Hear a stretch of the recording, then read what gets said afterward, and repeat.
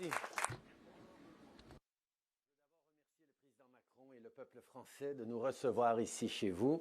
C'est toujours un grand plaisir de rendre visite à nos cousins de l'autre côté de l'Atlantique. Ce sommet, c'est la culmination de nombreuses années de travail. En 2018, la dernière fois que le Canada a présidé le G7, j'ai choisi de rassembler nos partenaires autour d'une vision commune de notre rôle dans le développement de l'intelligence artificielle. Et c'est justement sous le leadership de la France en 2019, lorsqu'Emmanuel assumait à son tour la présidence, qu'on a concrétisé cette vision. L'année suivante, la France et le Canada ont lancé le PMIA.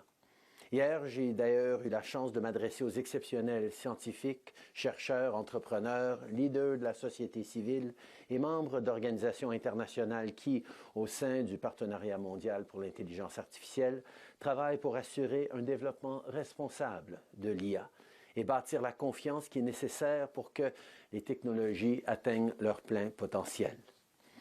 On est à un moment crucial du développement d'une technologie qui transforme déjà nos vies. On le ressent ici à Paris et ça m'enthousiasme profondément. Mais je sais que la vitesse effrénée du développement de l'IA en inquiète plusieurs. Ils voient comme une menace pour la vie privée, la propriété intellectuelle et l'environnement. Ils se demandent ce que l'IA signifie pour leur emploi, leur capacité à mettre de la nourriture sur la table pour leur famille. Et, étant donné que les leaders politiques ont parfois échoué à soutenir les travailleurs à travers de grands bouleversements économiques comme la mondialisation, on ne peut pas faire comme si leurs inquiétudes ne sont pas valables. People are worried. Certains s'inquiètent que l'IA soit utilisée pour la désinformation. Et ma voix, celle d'autres responsables politiques, pourrait être utilisée pour voler, à des fins malveillantes. Nous ne pouvons pas stopper le progrès, mais nous avons besoin de garde-fous, de transparence, de responsabilité. To the service of everyone in both high and low-income countries, and not just for an increasingly small group of ultra-rich oligarchs whose only concern is the value of their stock portfolios. We must put the middle class at the center of AI, and AI in service of the middle class, allowing people everywhere to work smarter, not harder, to do more with less. Businesses must grow faster along with their employees, instead of doing the same thing they do now, but with fewer employees. We must go beyond imitating what builders, creators, and artists already do so well. We need to make sure that the profits, the power, the benefits that come from this new technology are fairly shared. We've already seen the anger and division that grows when people feel they're left out of progress. We, governments, the private sector, and civil society need to think responsibly about how AI is shaping the world. We cannot let AI pollute social media with empty slop and cunning disinformation. We cannot let it grow even more the rifts within us, rifts that are already so deep between the haves, the have-nots, and the have-yachts. We cannot let it drive our citizens further towards cynicism, populism, hopelessness, and hatred. AI could unleash the potential of every human being to contribute, to create, to positively impact the world around us, but only if we choose to shape it that way. We, leaders in this room and around the world, have a choice to make. And that choice is being made now. Not 5 years ago, not 5 years from now. Now. If we don't meet this moment, our children, our grandchildren, and great-grandchildren will judge us harshly for it. Now, AI is certainly, speaking from experience, a challenge for policymakers. Adopting new legislation can take years, but even if it takes mere months, chances are it may be outdated by the time it comes into law. And of course, we do need to avoid the kind of heavy-handed regulation that stifles innovation and progress. That's why we need to work in partnership with all of you, companies, researchers, scientists. That's where the leadership of the world's 7 most advanced industrialized economies is so important. See, this year, Canada is once again presiding the G7. And once again, AI will be on the agenda, with 3 pillars this time: powering it, adopting it, and sharing it. First, G7 leaders will be working to make sure we have a plan in place so our economies have access to clean and reliable energy to power AI. And on the flip side, find ways to leverage AI to find and create new power sources, improve efficiency, and build more flexible and reliable energy grids.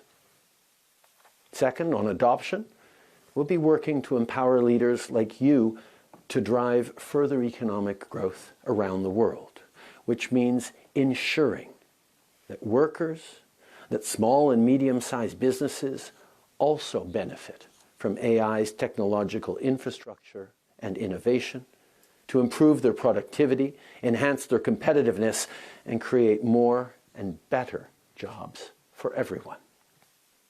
And the third pillar is on making sure we share the AI revolution with the world so that developing countries can be included in this technological transformation and not just reap its benefits, but drive it forward in new and creative ways that we need to see. If AI truly lifts up emerging economies and empowers their citizens, we will all prosper. It comes down to building trust. Once workers see that AI, rather than taking their jobs, is instead assisting, enabling, and empowering them, they'll be more ready to embrace it at work and at home. Once investors see businesses thrive thanks to AI innovation, they'll be more confident when investing in entrepreneurs who lean on it. Let's show workers that AI can be a powerful tool in their hands, in their toolbox.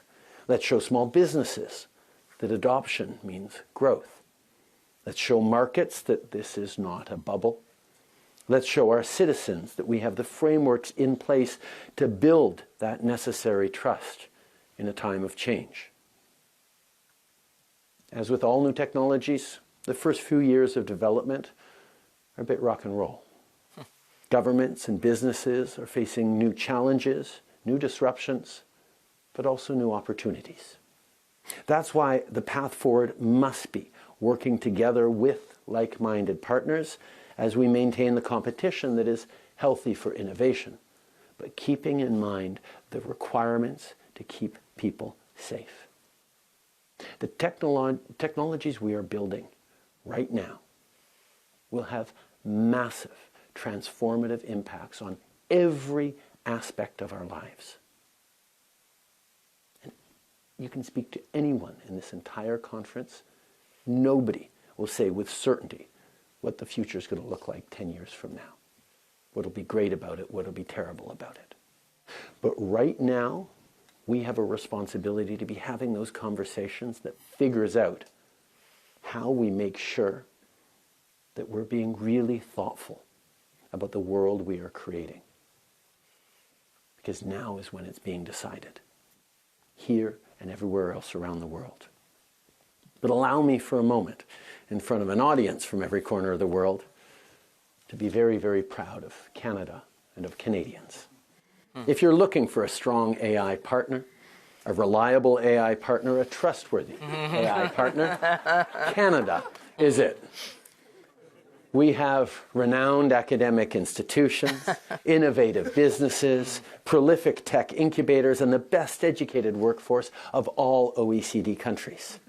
We're home to brilliant minds like Joshua Bengio, Jeffrey Hinton, and Rich Sutton, and innovative businesses like Cohere and Erudi.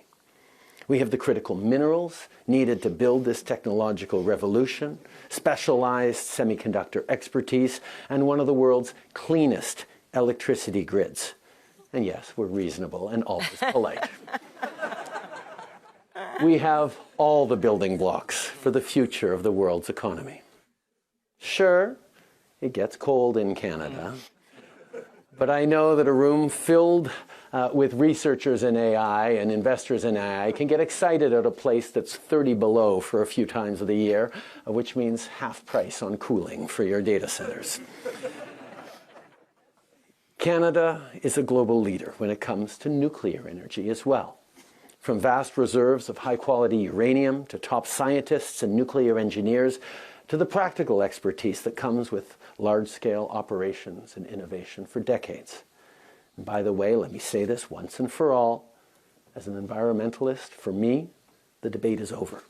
Large-scale nuclear reactors must be part of the solution for the future, because if we're not willing to embrace nuclear now, then coal-powered AI from other parts of the world will shape the coming decades for the worse. Si je vous dis ça, c'est pas juste pour vanter tous les mérites du Canada.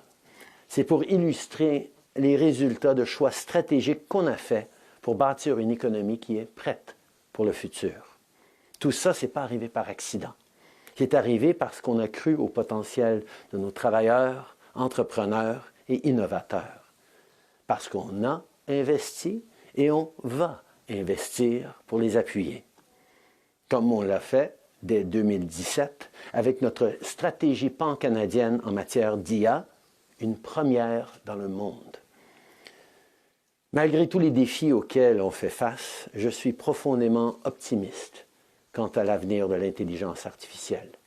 L'IA est déjà en train de révolutionner le monde de la médecine en aidant à diagnostiquer des patients et à trouver de nouveaux traitements et en développement de nouveaux antibiotiques capables de s'attaquer aux bactéries résistantes aux antibiotiques.